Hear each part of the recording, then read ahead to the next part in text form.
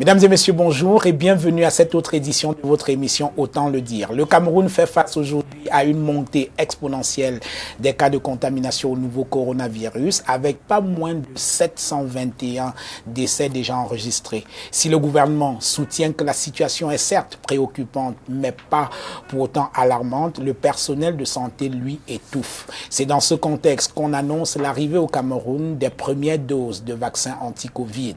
Pour quelle stratégie vaccinale au moment où la défiance envers les vaccins est forte dans l'opinion, nous poserons la question à notre invité, le ministre de la Santé, Manaouda Malachi.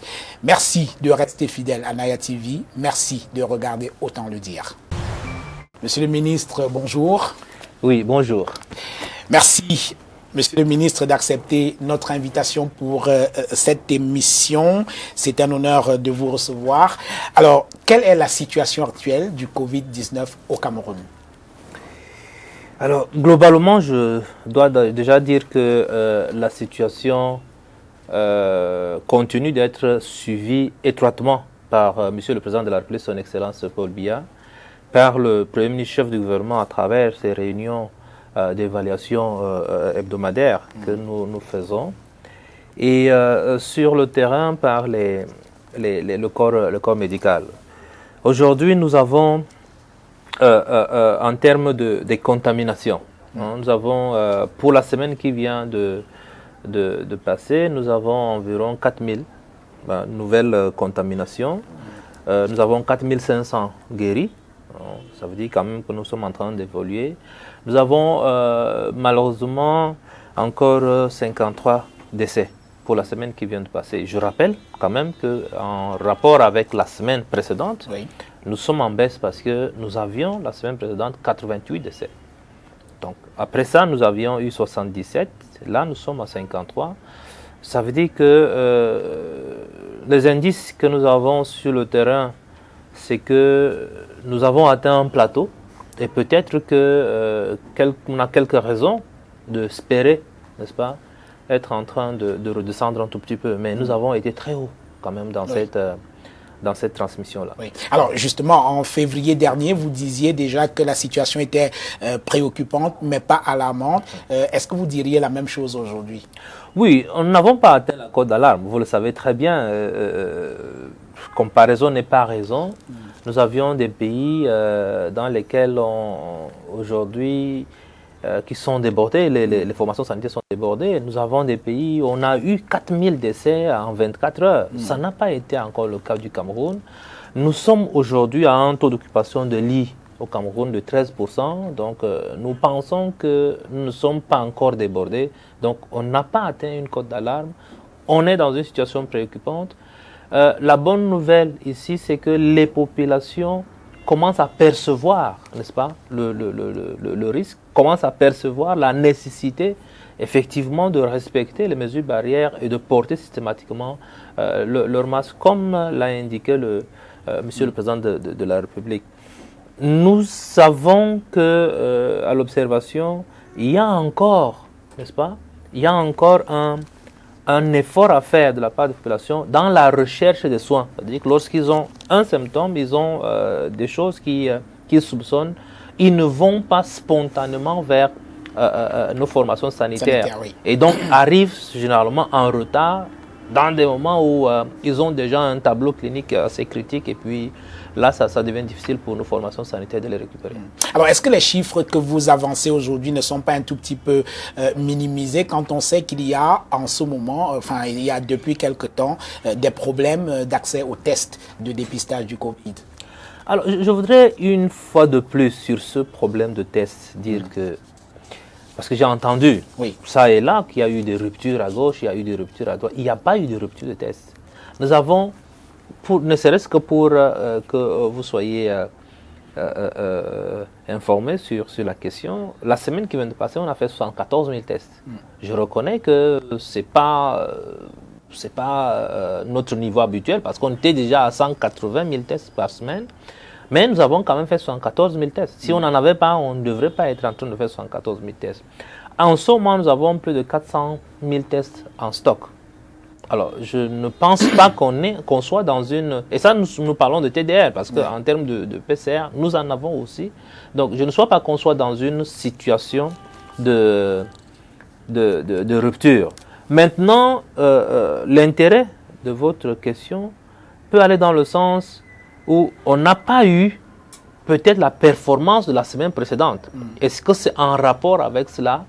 Je voudrais dire simplement que la semaine qui vient de passer, c'était un test ciblé vers les personnes fortement asymptomatiques, vers les personnes à risque, vers les contacts des personnes infectées. Et donc, c'était des tests ciblés et c'est pour ça que le taux de positivité est resté le même, quel que soit le nombre de tests faits.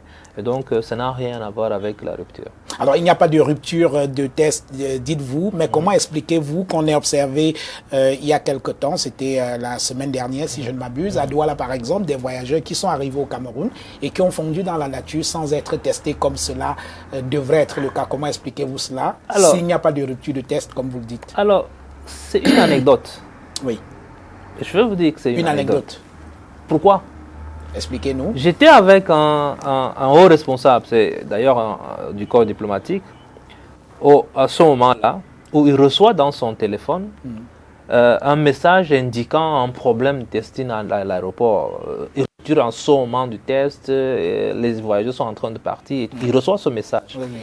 Et me dit, monsieur le ministre, je suis avec vous, je ne peux pas manquer l'occasion, voilà ce que je reçois dans mon téléphone. Je lui dis, donnez-moi une minute, je vérifie la situation. Je prends mon téléphone, mais je me rends compte que j'ai aussi eu le même message. Voilà. Donc, qu'est-ce que je fais? J'ai appelé le délégué régional du littoral. Je lui ai dit, j'ai un problème en ce moment, j'ai reçu tel message, et quel est l'état de la situation? Il me dit, monsieur le ministre, je sors de là, il n'y a aucun problème, les gens sont en train d'être testés. Non, je lui ai dit, repartez à l'aéroport. Allez revérifier parce que peut-être que derrière vous, les tests manquent. Il me dit, mais nous avons reçu 15 000 tests la veille. Et nous avons prépositionné ces 15 000 tests venant du Laboratoire national de santé publique. Mais j'y vais quand même. Et il est allé à l'aéroport international de Douala. Et il m'a dit, les gens sont en train de tester. C'est pour ça que je parle d'une anecdote. Donc, généralement, il y a beaucoup de... J'allais dire, peut-être c'est à dessein, mais des fausses informations qu'on diffuse. Hier encore, juste pour finir sur la question, je reçois d'une haute personnalité un message qui dit « Oh, les gens sont en train de mourir sur Yaoundé, problème général d'oxygène ». Alors, la haute personnalité m'envoie ce message. J'avoue que j'étais un peu dubitatif, mais je dis « Il faut toujours vérifier ». Vérifier, oui. Je saisis le directeur d'Orca, je saisis le directeur de l'hôpital central, je saisis le directeur de l'hôpital général de Yaoundé, je saisis le directeur de l'hôpital Jamo. Je leur dis, quel est l'état de l'oxygène? Mais tout le monde m'a envoyé les stocks d'oxygène, c'est-à-dire des bouteilles qui sont là. Alors, ils me disent, nous, on ne sait pas d'où sort cette information, mais nous, on n'a aucun problème d'oxygène du tout. Celui d'Orca m'a fait une photo d'environ 100 bouteilles qui restent encore en stock. Et qu'on était encore en train de livrer d'autres parce que je leur avais dit, je souhaite que nous ayons toujours en stock au moins 50 à 60 bouteilles. Et donc, je crois qu'il y a plein de messages comme ça qui se multiplient sur les réseaux sociaux. Je ne connais pas quel est le dessein de ceux qui font ce genre de fausses alertes, mais de toutes les manières, nous sommes aujourd'hui habitués et nous vivons avec. Alors, on observe aussi, Manawuda Malachi, qu'il y a une difficulté à pouvoir faire les tests de dépistage de Covid. Beaucoup estiment que cela relève aujourd'hui d'un concours de patience.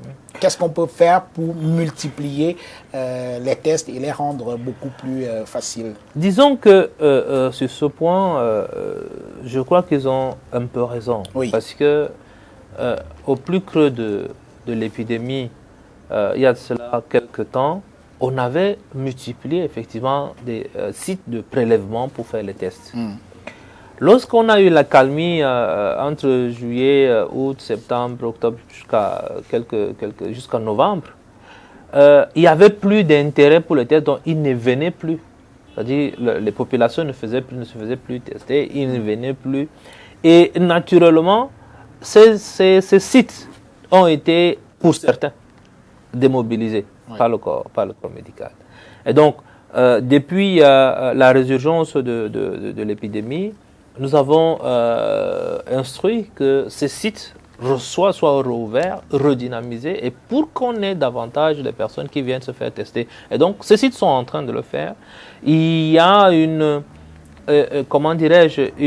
liste qui est publiée dans les réseaux sociaux, notamment pour la ville de Douala, pour le centre, le littoral, l'ouest, parce qu'il y a beaucoup plus de demandes de ce côté-là. Mais les sites sont en train d'être réouverts, mieux organisés pour ce qui est des voyageurs aussi. Alors, toujours en termes de problèmes qu'on a observés ces temps-ci, est-ce que vous êtes au courant qu'il y a des trafics autour des trafics et des monnayages autour des tests, et les pigeons de certains médecins, les pigeons préférés de certains médecins, ce sont les voyageurs justement, et certains tests de dépistage du Covid se négocieraient jusqu'à 100 000 francs pour obtenir un test négatif. Est-ce que vous êtes au courant de ces récriminations-là, et qu'est-ce qui est fait pour empêcher, parce que c'est quand même grave, hein? Oui, c'est assez grave, c'est suffisamment grave, parce que dire grave, c'est peu dire, mais c'est suffisamment grave. Nous sommes effectivement au courant. Nous avons par les méthodes qui nous sont propres, que je ne vais pas dévoiler ici, mais nous avons par des méthodes qui nous sont propres, déjà eu à mettre la main sur quelques-uns qui ont été sanctionnés sévèrement. Nous continuons encore en ce moment à poursuivre nos investigations pour en attraper. Mais par contre, au lieu de venir toujours en sapeur-pompier pour régler un problème, nous avons pris l'option de sécuriser désormais les tests par un code QR. Donc quand vous arrivez pour le prélèvement, notamment pour les voyageurs, quand vous arrivez pour le prélèvement, vous remplissez une fiche, on va saisir votre fiche, dès le prélèvement, on vous attribue un code QR qui va aller au laboratoire. Vous aurez vos résultats avec ce code QR. Et à l'aéroport, on a des terminaux qui lisent le code. Et lorsqu'ils interrogent le code à l'aéroport, ils savent où est-ce que vous avez été prélevé, où est-ce qu'on a testé votre échantillon et quel est votre résultat. Évidemment, il y a aussi une liste qui accompagne tous ces voyageurs à l'aéroport. Donc, si vous avez constaté depuis quelques jours, il y a des tensions à l'aéroport parce qu'il y a eu beaucoup de faux tests qu'on a déboursés avec cette méthode-là. Nous allons continuer à rationaliser l'utilisation de ces codes QR pour que nous puissions crédibiliser, n'est-ce pas, le testing au Cameroun. Parce que c'est que nos compatriotes ne comprennent pas. Je veux bien qu'ils voyagent, ils veulent voyager et tout le reste, mais ce qu'ils ne comprennent pas, c'est que lorsque vous quittez notre pays, vous allez dans un autre pays et qu'on vous reteste et qu'on vous trouve positif avec un test négatif, ça décrédibilise notre système. Absolument. Or, nous avons un très très bon système qui est apprécié d'ailleurs par d'autres pays, d'autres organisations, y compris l'OMS. Je pense que nous allons continuer à rationaliser, n'est-ce pas, la sécurisation de nos laboratoires. Est-ce qu'aujourd'hui, le principe du track, test and treat est suffisamment mis en œuvre? C'est notre stratégie de base qui nous avait été instruite par le président de la République, son Excellence Paul Biya. Nous ne sommes pas départis de cette stratégie parce que c'est par là que nous avons pu avoir les résultats que nous avons eus.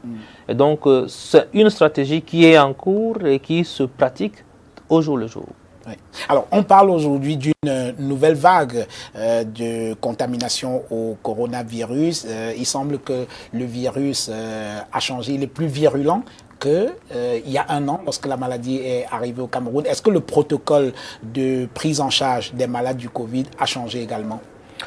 Le protocole est actualisé au fur et à mesure que l'épidémie poursuit sa courbe.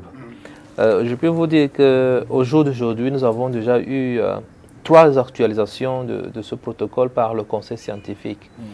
Et donc, ça s'adapte toujours à la circonstance, ça s'adapte à l'épidémie. Et là, nous avons ces séquençages du génome qui sont en cours et qui ont montré un certain nombre d'éléments qui doivent être repris en compte par le conseil scientifique. Donc, sur ce point-là, nous faisons pleinement confiance à nos scientifiques qui suivent le cours de l'épidémie et adaptent, n'est-ce pas, la prise en charge à cette courbe-là. Et vous confirmez, Manaouda Malachi, qu'aujourd'hui, il n'y a pas un problème de rupture de test du Covid? Non, pas du tout, puisque je viens de vous dire que au sortir de notre émission, je sais que je connais votre perspicacité, je connais vos qualités de journaliste d'investigation. Il vous est loisible d'aller directement, parce que si je sors avant vous de ce studio, vous pourrez dire que j'ai appelé la dame, l'administrateur du laboratoire national de santé publique. Mais laissez-moi en studio aller directement au laboratoire national de santé publique. Ils vous montreront le stock de tests que vous avez. Vous avez au moins 400 000 tests qui sont là. Alors, au niveau de la prise en charge, le personnel médical se dit totalement débordé. Je ne sais pas si vous confirmez ou infirmez cela. On parle d'un médecin et 2 infirmiers pour 40 patients. Débordé, je voudrais comprendre cela dans un sens. C'est-à-dire, ils sont presque épuisés parce qu'en réalité, nous avons fait 1 an d'épidémie. L'épidémie revient et c'est normal qu'au bout de tout ce temps-là, qu'on soit à un moment donné un peu fatigué. Il est évident aussi que nous avons quelques difficultés en termes de personnel, des ressources humaines. Oui. Heureusement que le gouvernement est en train de trouver des solutions assez rapidement. Nous avons quand même mobilisé ce que nous pouvons pour pouvoir appuyer ceux qui sont déjà dans la riposte depuis. Et je crois que nous trouvons petit à petit, nous trouvons des solutions à cela. Mais permettez-moi ici de féliciter tous ceux qui sont au front depuis ce moment-là. Permettez-moi de leur dire toute notre gratitude, à la suite d'ailleurs du chef de l'État qui l'a déjà fait à 2 reprises, leur dire toujours notre gratitude, notre proximité dans cette lutte qui nous est imposée par le sort, parce qu'en réalité on ne s'attendait pas à cela, ça nous est tombé dessus, et ils ont, avec beaucoup de détermination, beaucoup d'abnégation, ils sont jetés sur le front de la guerre sanitaire que nous menons contre le virus. Et je crois que jusque-là, ils ont marqué des très bons points. Et je voudrais leur dire tout du gouvernement et les féliciter pour cela. Alors, le Covid-19 au Cameroun a jeté quand même une lumière crue sur le plateau technique dans le système de santé au Cameroun. Est-ce que vous en êtes conscient et est-ce qu'on peut espérer profiter de cette situation pour investir quand même pour un plateau technique plus consistant pour les hôpitaux publics au Cameroun? On n'est plus dans l'espoir, oui. On est dans l'action. On n'est plus dans l'espoir, on est dans l'action. L'une des choses qu'il faut relever ici, c'est la promptitude dans les directives qui nous sont venues de M. le Président de la République. Lorsque nous avons nos premiers cas en mars dernier, on a fait rapidement le tour et nous sommes rendus compte qu'il y avait des régions entières qui n'avaient pas de respirateurs, qui n'avaient pas de concentrateurs d'oxygène. Ça n'a pas beaucoup changé. Mais tout de suite, non, ça a beaucoup changé aujourd'hui. Ah oui? Ça a beaucoup changé aujourd'hui. Je peux vous dire aujourd'hui que nous avons suffisamment de respirateurs et suffisamment de concentrateurs d'oxygène qu'on n'en a même plus besoin d'en acheter. Pourquoi? Parce que l'information que nous avons fait remonter à M. le Président de la République, il a donné des instructions pour que tout de suite des fonds soient mis à disposition et que ce matériel soit commandé. Nous avons acquis depuis lors donc environ 250 respirateurs.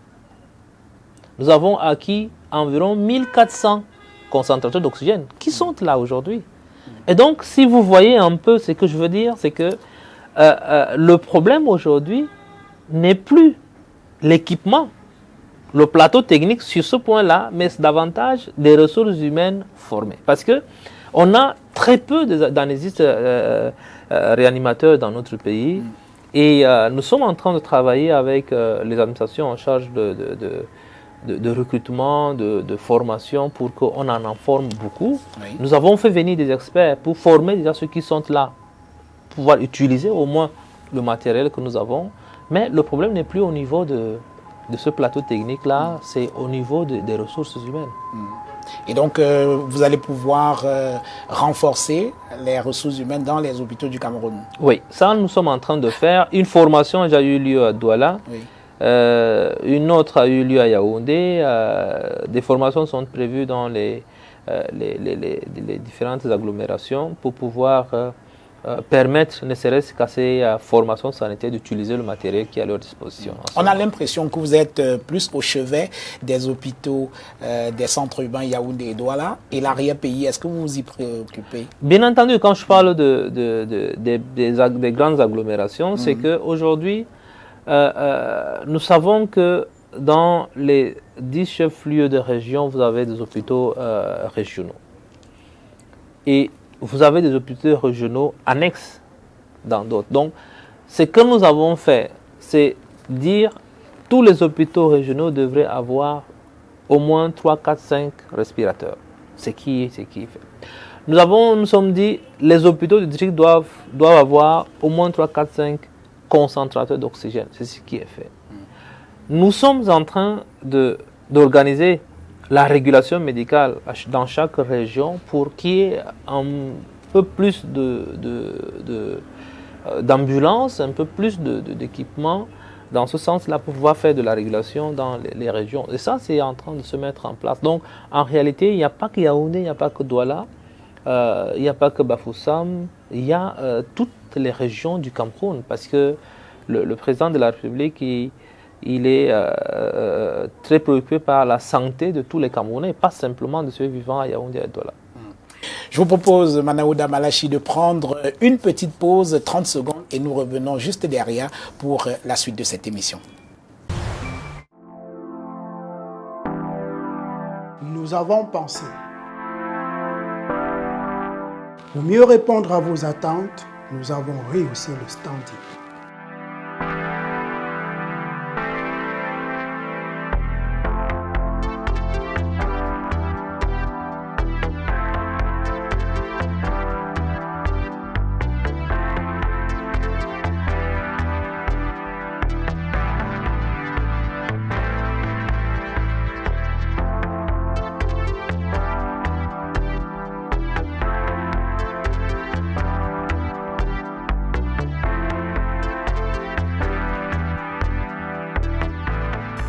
Hotel Le Quai d'Orsay. Better than what you imagine. Voilà, retour dans cette émission avec notre invité, le ministre de la Santé, Manaouda Malachi. Nous allons à présent, si vous le voulez bien, aborder la question du vaccin. Alors, sur la panoplie des vaccins aujourd'hui disponibles, le Cameroun a-t-il déjà fait son choix? Nous avons soumis la question de la vaccination au conseil scientifique au NAETA, qui est le comité consultatif en la question. Ils ont fait une analyse. Oui. Il n'est pas question pour le Cameroun, suivant les très hautes instructions que nous avons reçues de M. le Président de la République, d'avoir un seul vaccin. Donc il faut avoir fait une analyse, soumettre des propositions et qu'on ait peut-être 2 ou 3 vaccins que le Cameroun propose à ces populations. Et donc, pour le moment, un plan de déploiement et de vaccination a été validé. Le conseil scientifique, l'ONAITAG, ils ont déjà donné leur avis. Ils ont classifié en fonction de la logistique que nous avons, en fonction d'un certain nombre d'éléments d'environnement. Ils ont classifié le vaccin qu'on pourrait avoir. Vous en doutez, on ne devrait pas retrouver en première place Pfizer, par exemple, oui, pour des besoins de conservation logistique. Donc, nous avons aujourd'hui Sputnik qui est AstraZeneca, nous avons Sputnik, nous avons Johnson & Johnson, oui, et puis nous avons Sinopharm. Alors, voilà. Est-ce que des quantités de vaccins ont déjà été acquis? Quantité de vaccins, nous sommes dans la structuration du financement et la démarche d'acquisition. Mais par contre, nous avons 2, j'allais dire, possibilités qui nous sont offertes parallèlement à l'acquisition qui doit être faite par le gouvernement. Vous aurez compris que je parle là de la facilité COVAX, qui, COVAX. Voilà, qui devrait nous envoyer gratuitement de vaccins. Ce n'est pas encore fait? Ce n'est pas encore fait parce que vous savez très bien qu'il y a un problème sur la scène internationale avec AstraZeneca aujourd'hui. L'Inde qui produit AstraZeneca pour le compte de la facilité COVAX a mis un embargo sur ses stocks parce que lui-même en interne il a quelques difficultés, donc il les a redirigés vers ces populations et ça crée un retard dans le cadre de l'approvisionnement de nos pays. À côté de la facilité COVAX, nous avons reçu un don de 200 000 doses de Sinopharm de la Chine. Et ce don est mis à disposition à Beijing. Donc nous sommes en train de nous organiser pour le transporter vers le Cameroun.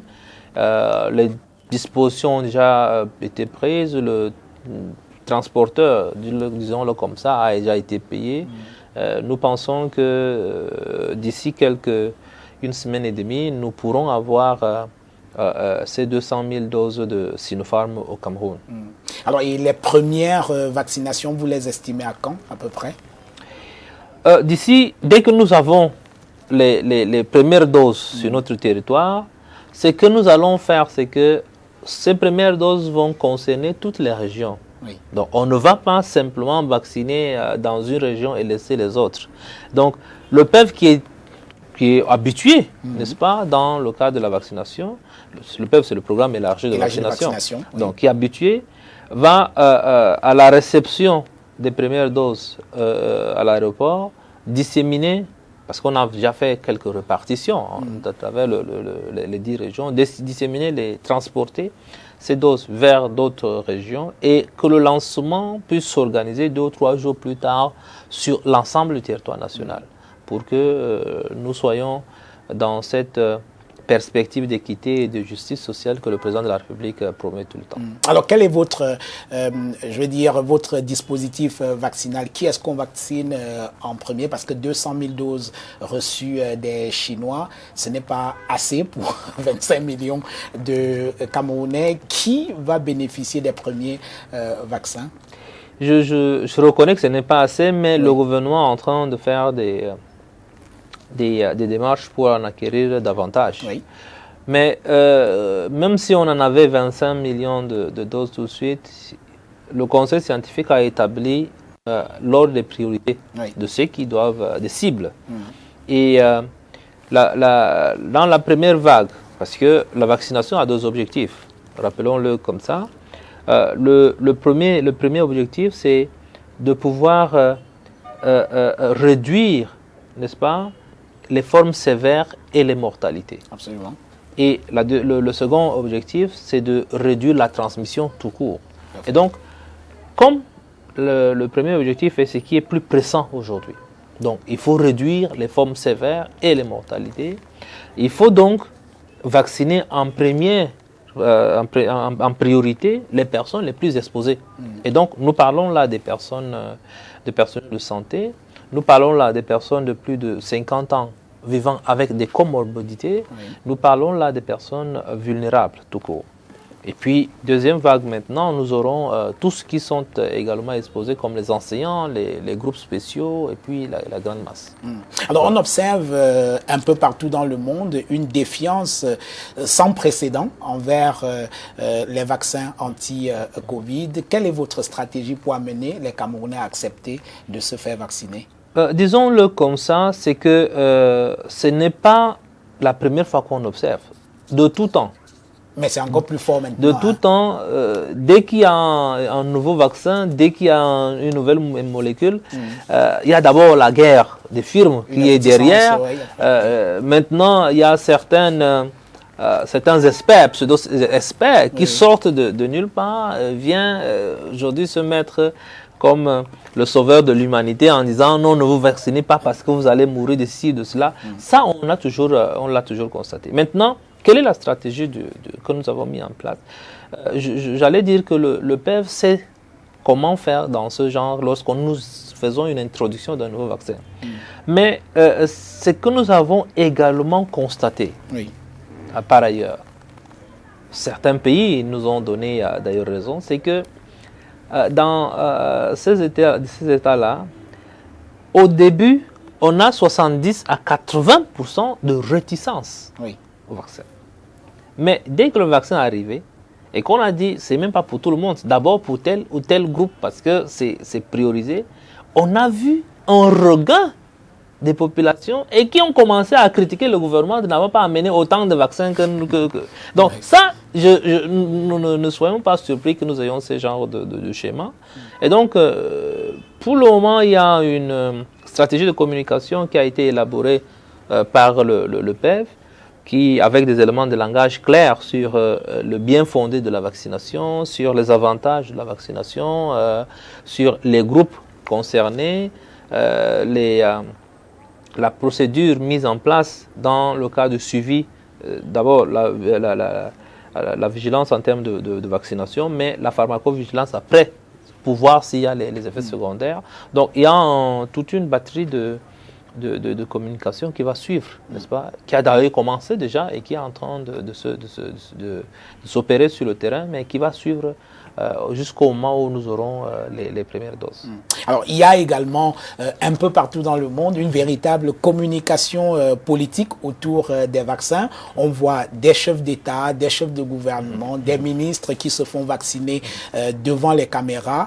Une manière de montrer le bon exemple. Alors, au Cameroun, vous vaccinez le président quand? Je pense qu'il ne faut pas mêler la politique à la science. Non, c'est pour donner le bon exemple. Parce que quand les gens estiment que le vaccin là n'est même pas bon, il faut des gens pour donner le bon exemple. Soyons très clairs sur la question. C'est-à-dire que si nous partons sur la base du personnel de santé qui a été mis en première position, le président de la République n'est pas personnel de santé. Et donc, je pense qu'il faudrait davantage rester sur le plan scientifique. La politique, dès que c'est mêle de la santé, ça devient autre chose. Donc, ce que nous faisons aujourd'hui, c'est de mettre en avant... Oui, c'est justement, c'est-à-dire que dans le plan de communication, il n'est pas prévu cela. Dans le plan de communication mis en place par le PEV, il n'est pas prévu cela. Parce que, voyez-vous, il y a eu des précédents ailleurs, dans d'autres pays, où dès que le vaccin est arrivé, on a commencé, j'allais dire au Cameroun, on dit par derrière, on a commencé de manière opaque à vacciner des personnes qui ne sont pas des cibles premières, et ça a valu ce que ça a valu. Les critiques de la part de la population, parce qu'on se sont dit, mais pourquoi eux ils se prennent comme des privilégiés alors qu'ils ne sont pas priorisés dans le cadre de l'avis du conseil scientifique, de l'avis du NITAG. Donc je reste carré sur cet avis-là. Le moment venu, lorsque les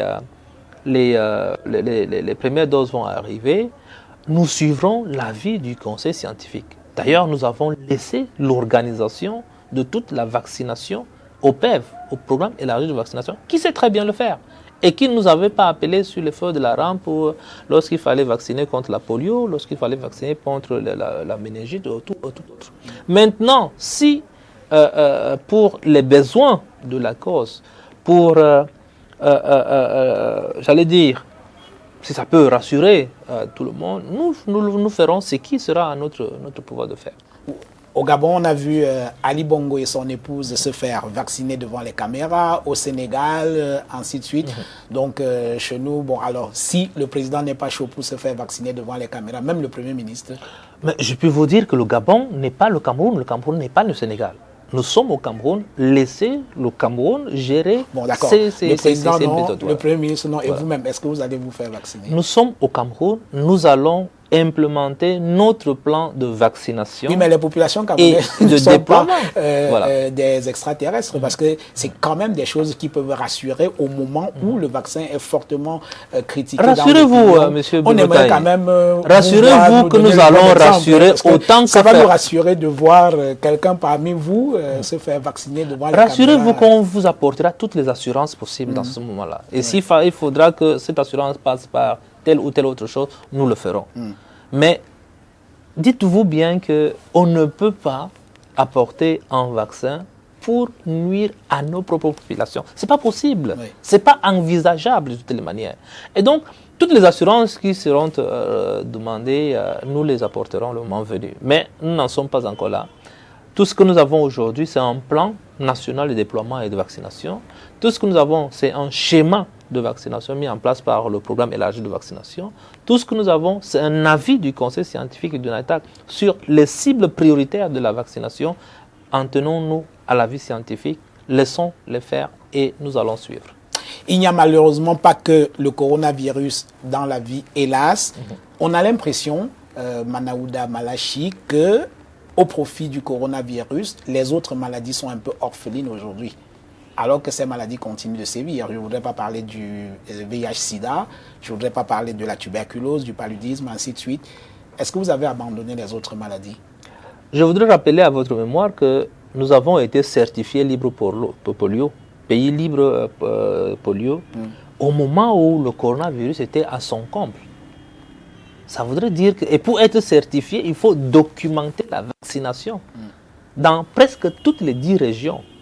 Et ce n'était pas chose gagnée d'avance. Donc ça voudrait dire que les soins de santé essentiels continuent d'être délivrés, d'être suivis avec la même rigueur, avec la même fermeté qu'en dehors du coronavirus. Si vous avez suivi nos dernières publications sur le VIH, vous aurez compris qu'on a fait des progrès au cours de l'année 2020. Il y a deux régions qui restent encore et qui nous posent quelques problèmes. C'est pour ça que nous avons introduit les autotests pour peut-être capter tout cela. Mais nous avons fait des progrès sur le VIH, nous avons fait des progrès sur d'autres pathologies. Pour être plus concret sur la question, on a sorti des procédures. Vous savez que dans le domaine dans le secteur de la santé, tout est procédure. On a sorti des procédures pour les soins essentiels en période Covid. C'est-à-dire pour qu'on ne puisse rien oublier de la mère, de l'enfant, du VIH, comme vous avez dit, tuberculose, le palu et tout le reste. Nous avons organisé, nous avons riposté pour le choléra il y a cela quelques temps. Nous avons organisé des rounds de vaccination pour la polio. Nous continuons à suivre les autres pathologies.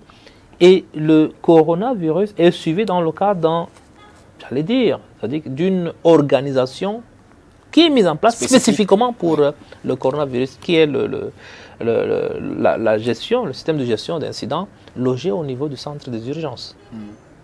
Alors, aujourd'hui, beaucoup de pays africains tendent la main ou alors on le regarde tourner simplement vers l'Occident qui a trouvé les vaccins. On attend également que l'Occident trouve un remède contre le coronavirus. Où en est-on avec la recherche? Ou alors, est-ce que vous prenez en compte les efforts qui sont faits par les thérapeutes camerounais?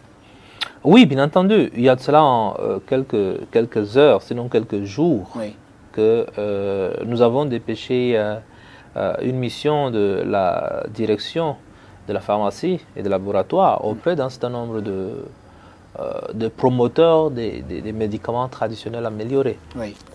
Ils sont allés regarder, parce qu'en réalité, on a fait un an de cheminement, d'accompagnement, mais on a l'impression qu'ils ont des difficultés à soumettre un dossier d'homologation.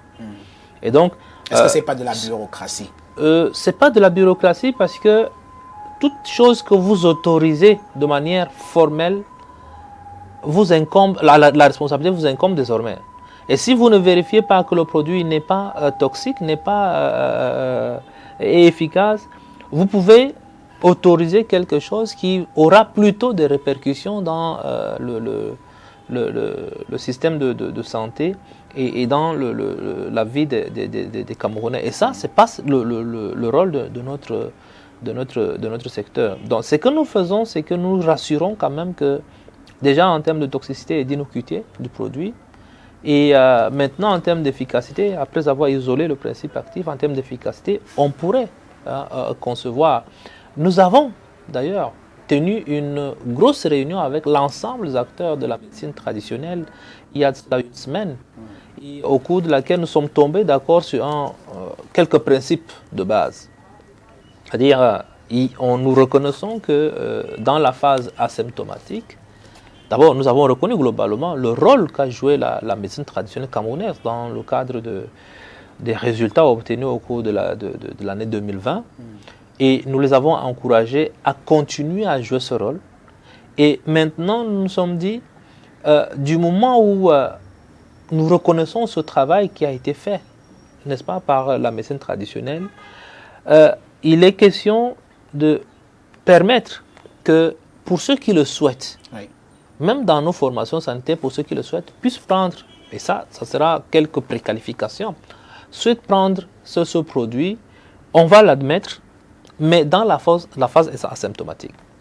Et la responsabilité qui les incombe aujourd'hui aussi, s'ils les reçoivent, ces personnes-là, dès que la personne rentre dans des signes cliniques, il faut qu'eux-mêmes refaire cette personne dans les formations sanitaires pour une prise en charge en urgence. Donc, on est tombé d'accord là-dessus et qu'ils seront nos porte-parole dans le cadre de la sensibilisation des populations aussi. Donc, voilà quelques conclusions à laquelle nous sommes parvenus avec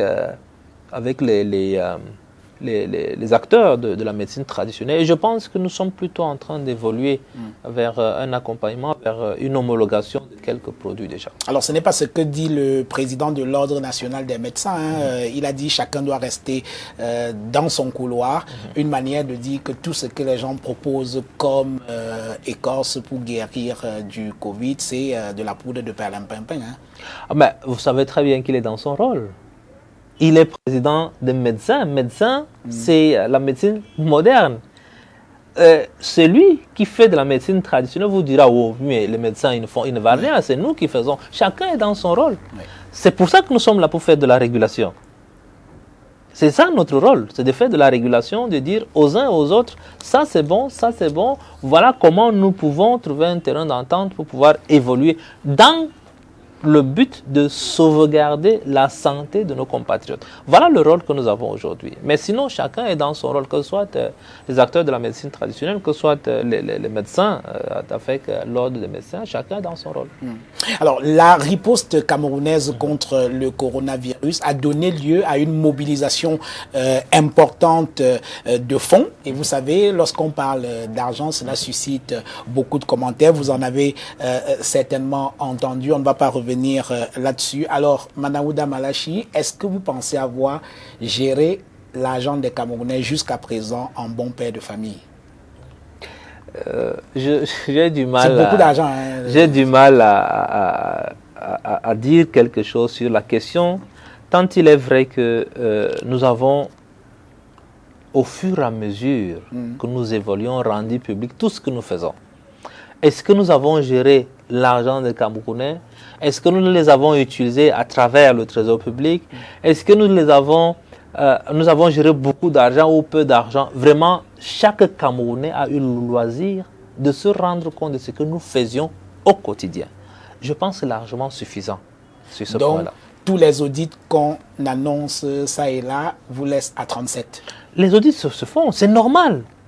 Mais dans une administration normale d'ailleurs, vous devrez solliciter vous-même l'audit chaque année pour voir si vous aviez eu des écarts dans ce que vous avez fait. Est-ce qu'est-ce qu'on peut faire pour améliorer? Quand on audit dans ce pays, les gestionnaires publics, ils tremblent, donc vous ne tremblez pas. C'est justement ce qu'on a voulu faire jouer à ces audits-là. C'est ce qu'on a voulu faire jouer à ces audits. Mais nous prenons un audit comme un exercice qui devait nous permettre de dire où est-ce qu'on a peut-être mal fait, qu'est-ce qu'il faut améliorer et comment faire beaucoup plus de performances pour la prochaine fois. Donc voilà, souvenez-vous, peut-être que je vous l'apprends aussi, oui. Nous n'avons pas encore une réglementation de la gestion des crises et des catastrophes dans notre pays en ce moment. Peut-être ce qu'on a aujourd'hui comme audit nous permettra donc au sortir de là de rédiger un encadrement juridique des événements de santé publique comme les crises sanitaires comme celui-là. Donc, ce n'est que positivement perçu par nous. Donc, les yeux dans les yeux, vous ne tremblez pas du tout? Non, pas du tout. C'est un exercice comme tout autre. Donc, oui. Je crois que nous les avons reçus, nous avons discuté avec eux, ils font leur travail en toute transparence. Certainement, nous les recevrons encore dans le cadre des restitutions et tout le reste, mais pour nous, c'est capital. Il faut bien qu'il y ait ce genre d'exercice pour nous permettre de mieux d'améliorer ce que nous avons déjà commencé à faire. Alors, il y a un député qu'on appelle Jean-Michel Ninche qui dit dans toutes les sorties, il ne vous loupe pas, il dit que vous avez du souci à vous faire. Qu'est-ce que vous en pensez? C'est un parlementaire, Oui. c'est un représentant du peuple. J'ai beaucoup de respect pour sa personne. Maintenant, je ne sais pas Ceux ce que qui je vous veux aiment dire. bien, ceux qui vous aiment bien disent qu'il y a un acharnement de Jean-Michel Nithieu contre vous. Vous ne le percevez pas comme ça, franchement. De toutes les manières, je sais qu'il y a beaucoup de sorties sur moi. Peut-être que je l'intéresse outre mesure. Vous percevez ça je comme, le dis, quoi, comme je le un dis beaucoup, acharnement ou alors il fait seulement son je le remercie parce que il parle beaucoup en bien certainement de moi quelque part, mais peut-être ce que j'ai lu. Peut-être que j'ai pas tout lu, mais tout ce que je peux dire sur la question, c'est un parlementaire. Il a tout le respect qui est dû à son rang. Maintenant, s'il a peut-être des incompréhensions, je reste toujours ouvert. Je reste toujours ouvert, que ce soit par le biais d'une question orale, des questions orales que les députés posent pendant les sessions. Nous sommes en pleine session aujourd'hui, donc on peut répondre à toutes ces questions, que soit même en termes d'audience, on peut lui accorder une audience, mais nous restons disponibles pour apporter des éclaircies sur tout ce qu'il a comme zone d'ombre. Alors, Monsieur le ministre, on va sortir de cette émission fortement anxiogène avec quelque chose d'un peu plus gai. Malgré la maladie, il faut bien qu'on garde le sourire, qu'on fasse un peu autre chose. Alors, on nous a dit que vous étiez un passionné de foot. Cela faisait partie de vos hobbies. Oui. Il vous arrive encore de taper dans le ballon? Ah oui, bien entendu. Oui. J'ai un 2-0 qui s'appelle le CSC grec, Club Santé des cadres de Yaoundé. Nous faisons beaucoup d'activités. Et vous jouez à quel poste? Imaginez, je ne peux qu'être un avant-centre. Hein? Donc, vous êtes plutôt Eto'o, Ronaldo ou bien Messi? Je suis Manaou Damalachi lorsque je suis en train de jouer. Alors, un autre hobby chez vous, c'est la lecture. Quel est votre livre de chevet en ce moment? Je ne sais pas si je dois considérer ça comme livre, mais s'il faut dire ce que j'ai lu avant d'arriver ici, c'est la Bible. Oui. Je ne sais pas si je vous déçois un peu, mais c'est la Bible. Là, à côté de la Bible, que je viens de lire. À côté de la Bible, j'ai reçu 3 fascicules, disons-le comme ça, du recteur de l'Université catholique d'Afrique, qui m'a fait l'amitié de me donner. Le premier s'interroge sur les défis de la vie actuelle. L'autre allait un peu plus dans les choses de l'au-delà. C'est très philosophique tout ça. Peut-être pas philosophique, mais c'est des réalités de vie. Vous savez très bien que pour nous, la Bible n'est pas, les chrétiens protestants comme moi, la Bible n'est pas philosophique. Oui. C'est-à-dire, c'est des faits de vie, c'est des réalités que nous vivons, qui ont été inspirées, certes, il y a de cela quelques temps, mais qui s'appliquent aujourd'hui dans notre société. Oui. Et donc, j'aime bien ces ouvrages, j'aime bien ces lectures. Ça nous permet de couper un peu avec ce que nous voyons dans les réseaux sociaux et tout le reste. Nous allons parler de quelques ouvrages qui nous ont permis de préparer cette émission. On va commencer par celui du professeur Charles Binam-Bikoy, le secrétaire exécutif du CERD de Tola. La Covid-19 et l'Afrique, les médecines et les savoirs patrimoniaux dans le choc de l'histoire. Manifeste pour une Afrique structurellement déconfinée. C'est carrément un plaidoyer pour que l'Afrique soit un peu plus présente. C'est carrément une question de géopolitique aujourd'hui avec la question du Covid, ce qu'on observe aujourd'hui. Un de vos collaborateurs, très éloigné, ça c'est sûr, le docteur Patrick Gérard Toukosiani, il est chef d'un district de santé quelque part dans le sud, non loin de Saint-Mélima. Leçon apprise de la pandémie à Covid-19 au Cameroun pour améliorer la planification stratégique afin de mieux répondre à des futures crises de santé publique, docteur Touko. Et enfin, un ouvrage que vous avez reçu, c'est d'un confrère, Saint-Merlin Youdom, Sortir du piège de la Covid-19, paru également au Cameroun cette année. Manaouna Melachi, merci infiniment d'avoir accepté notre invitation. C'est moi qui vous remercie. Je voudrais revenir sur le respect des mesures barrières et le port systématique de masques, qui est en réalité notre bouée de sauvetage aujourd'hui. Il faudrait que les Camerounais comprennent que ce n'est que comme cela que nous pouvons sortir définitivement de cette épidémie. C'est pour ça que je marche jamais sans mon masque. Voilà. Et je confirme que toute l'équipe de Naya TV est très très bien masquée, tous les techniciens qui sont là, notre réalisatrice Tatiana. Mesdames et messieurs, merci d'avoir regardé Autant le dit. Je vous donne rendez-vous la semaine prochaine avec un autre invité et ce sera avec le même plaisir.